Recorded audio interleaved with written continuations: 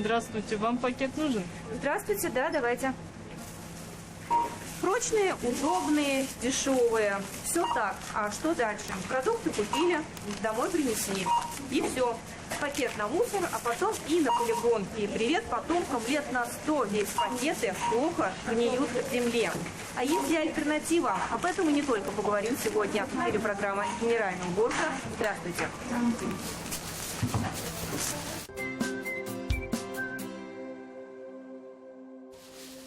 Ежедневные потоки людей в магазинах, и 2/3 из них, 68%, берут на кассе пластиковый пакет для упаковки купленных товаров. Об этом свидетельствует опрос, проведенный Всероссийским центром изучения общественного мнения. При этом 25% респондентов используют пластиковые пакеты повторно. Еще 41% могут либо купить новый, либо воспользоваться старым. 32% почти всегда берут новые. Еще 2% затруднились ответить. Но большинство россиян допускают для себя возможность отказаться или сократить использование таких пакетов. Вы со своим пакетом пришли, да, в магазин? Да, со своим пришли. Потому что часто на кассе предлагают... Нет, я много раз пользуюсь своим пакетом. Если у меня своей сумки нет пакета, обязательно возьму, а как же? Это же, вы знаете, как говорится, чисто, хорошо. А то, что эти пакеты потом все на мусорке оказываются? Нет, вы знаете, мы до тех пор, пока он хороший, мы пользуемся. Иногда беру, иногда нет. Если свой не забываю брать, то беру. Если сегодня свой взяла, то не беру. Но старайтесь все-таки с собой брать. Не стараюсь, да. Почему? Потому что дома много, утилизировать их как-то тоже жалко. Несколько раз используешь. И место занимает дома. Стараемся меньше пользоваться ими. Почему? За экологию. Ну, в случае чего готовы отказаться от таких пакетов? Конечно. Ежегодно в России производят десятки миллиардов пластиковых мешков и пакетов. Это самый продаваемый товар в магазинах и хорошая прибыль для торговых сетей. Это же элемент сервиса, и если покупатель просит пакет на кассе, мы, естественно, его предлагаем. В последнее время появились люди, которые приходят со своими пакетами или приобретают вот такие вот эко-сумки, многоразовые сумки.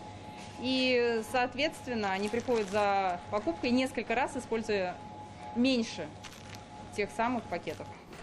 Пластиковый пакет на кассе стоит 5 рублей. Эко-сумка, которую предлагают здесь же, 49. Почти в 10 раз дороже. Но прослужит эко-сумка в среднем 2 года. И по статистике заменит 400 пакетов.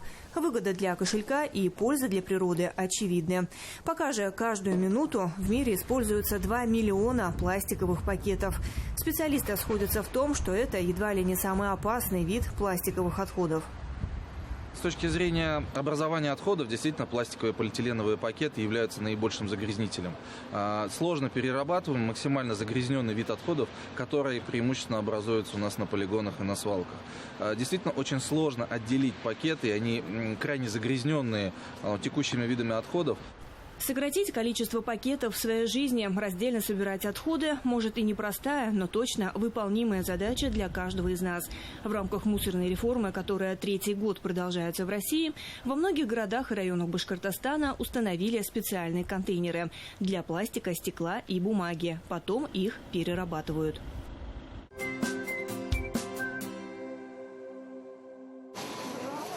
«Пакет с пакетами сдавайся». Так назвали свою акцию экоактивисты из Уфы. Совместно с администрацией города и сетью магазинов они впервые организовали сбор пластиковых пакетов в 4 точках города. Люди охотно откликнулись и поддержали начинание. Пакетов у меня много, на балконе я коплю, потому что не жалко выбрасывать, потому что это не перерабатывается, потом все это валяется. Я всегда искала место, где можно потом это все сдать, чтобы это все было на повторную переработку. Экологическую акцию приурочили ко Всемирному дню прав потребителей, который в 2021 году прошел под знаком борьбы с загрязнением окружающей среды пластиковыми материалами. Рациональное потребление и забота об экологии. Такие цели поставили перед собой организаторы. У каждой семьи в доме находится очень много лишних пакетов, поэтому, чтобы, как говорится, их утилизировать, мы проводим такую акцию. И носит эта акция просветительский характер. Таким образом мы город еще делаем чище, переходим на эко-сумочки. 3 часа работы волонтеров, 200 участников и 250 килограммов пластиковых пакетов. Таковы итоги акции в цифрах. Собранные отходы организаторы передали региональному оператору для дальнейшей сортировки и переработки.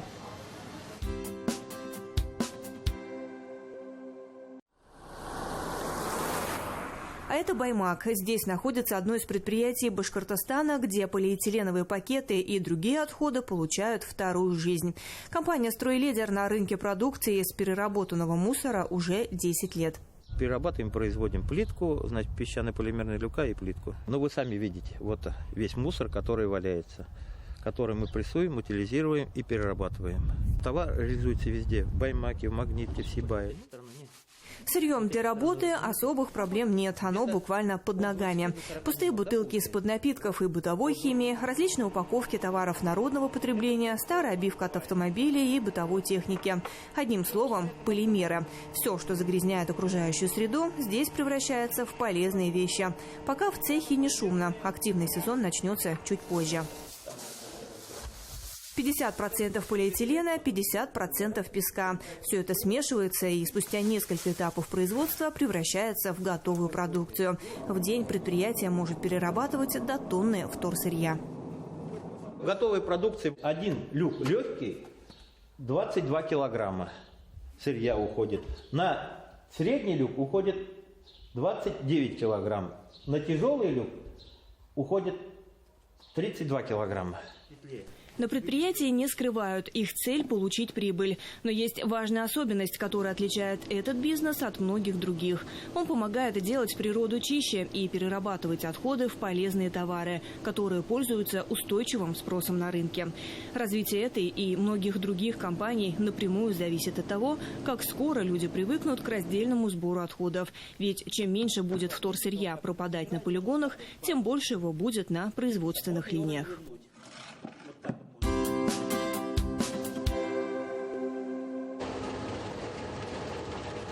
Это уже Стерлитамак, завод по сортировке и обработке твердых коммунальных отходов «Махит СТР». В начале 2021 года здесь впервые на территории Башкортостана начали производство РДФ-топлива, то есть топлива из отходов. Здесь обычные палеты, какие-то доски и все, что разобрано, все, что приезжает к нам на площадку крупногабаритного груза, сырья, мы это перемалываем, складываем в один общий контейнер. Далее еще добавляются самые страшные мусорные пакеты, бич нашей планеты. Все, что невозможно переработать в другом формате, мусорные пакеты идут в состав РДФ-топлива. В составе может быть резина, полимеры, дерево и другие теплоемкие материалы. Все это на заводе из общей груды мусора отправляют в специализированный цех. По калорийности РДФ-топлива превышает газ. Чаще всего его применяют в котельных и в цементном производстве. В этом топливе совершенно не может быть, например, пластиковых бутылок, ПЭТ-бутылок, которые содержат хлор, чтобы не образовывались никакие другие смеси. Наша задача собрать, вот мы сейчас собираем из пластика, легкого пластика, мусорных пакетов и обычного дерева, мы собираем состав, который пойдет на цементный завод. Установка по производству РДФ-топлива решает серьезную проблему утилизации пластиковых пакетов, которые поступают на сортировку в очень большом объеме.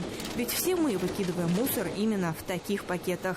Меньше захоранивать, больше использовать. Таков девиз стерлитамакского предприятия, который в рамках мусорной реформы начинает подхватывать по всей республике.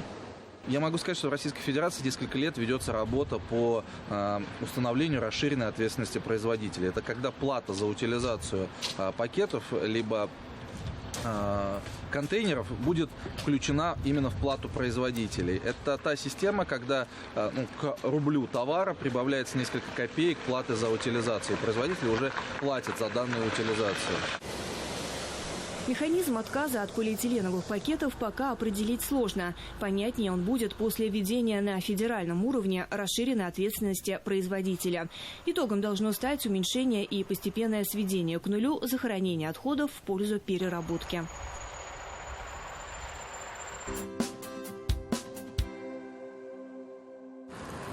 Экотовары для жизни без пластика жителям Нефтекамска предлагает экоактивистка Мадина Акчурина. Девушку беспокоит, что мир заполонил пластик, а в океанах плавают огромные мусорные пятна. Дальше так нельзя, решила она для себя и открыла в городе небольшой экомаркет с ласковым названием «Земляника». Можно сколько угодно ждать, что кто-то придет, решит за нас какие-то проблемы, да? Но как можно жить, зная вот это? Как можно спокойно жить? Нам, конечно, нужна сортировка, но она не решит всех проблем. Цикл переработки не бесконечен, поэтому нам, каждому из нас, нужно уменьшать количество мусора в своей жизни.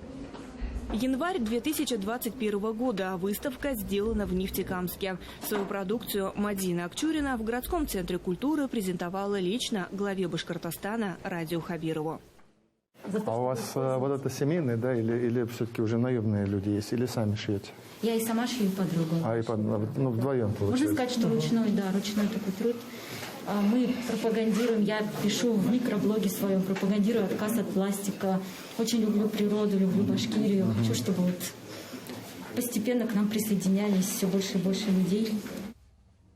Правильные ценности Мадина транслирует и всем своим покупателям. Эко-сумки в интернет-магазине у нее чаще всего заказывают жители Уфы, Казани, Москвы. В экомаркете в Нефтекамске можно приобрести косметику без упаковки и бытовую нехимию на разлив. Мы шьем вот такие вот многоразовые эко-мешочки для фруктов и овощей, для замены одноразовым. Бахилы многоразовые, детские и взрослые. Тоже как альтернатива тем бахилам, которые выбрасываются через 20 минут в каждой поликлинике. Еженедельно в России больше нескольких миллионов бахил выбрасывается. Девушка призывает всех стать экологически осознанными, ведь вместе мы сможем больше.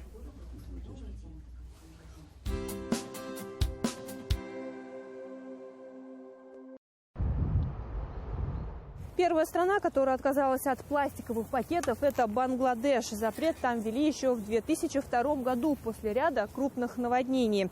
Среди причин в том числе засорение дренажных систем этими самыми пакетами. Спустя 2 десятилетия уже в 130 странах мира действуют те или иные запреты на одноразовый пластик. России в этом списке пока нет, но снизить количество того, что мы выбрасываем, под силу каждому из нас. И нужно для этого совсем немного – сменить привычную одноразовую майку на многоразовую эко-сумку. На сегодня все. Увидимся.